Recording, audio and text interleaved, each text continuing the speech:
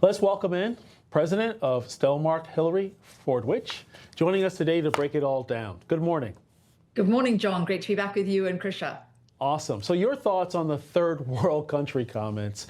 They come as the federal court ruled most of his tariffs are illegal. However, they're being left in place, at least for now. This as two of the biggest targets of Trump's tariffs, China and India, meet over the weekend and actually gave each other a hug. Not physically, but you know what I mean. So is this a real threat to the U.S. economy? A few things here, John, to unpack. With regard to the tariffs first, those that have already been made, those deals that have already been made, those mutually agreed to deals, such as the deal with the UK, the deal with the EU, etc., those will remain in place. Many have asked me about those. That's because they were mutually agreed to.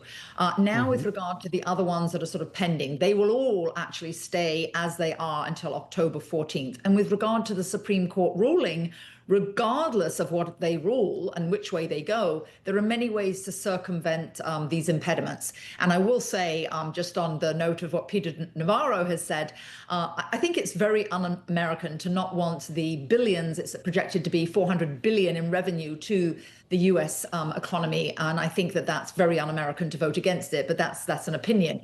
Now, with regard to China and Russia, I mean, I actually think it's very scary that they're all meeting and they're all going to gang up on the U.S. I don't think it's a very positive step at all.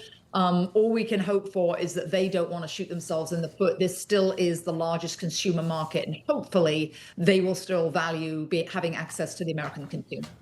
Yes, and it is very unfortunate, too, since President Trump does have a good relationship with Modi. The fact that India is essentially fueling Russia with respect to the war, it's very problematic, as the American taxpayer is paying to help Ukraine, and the same thing with the Europeans as well, paying to combat this. Thank you so much, Hillary. Appreciate it. Absolutely, Krisha. Thank you. Bye, John. You got it.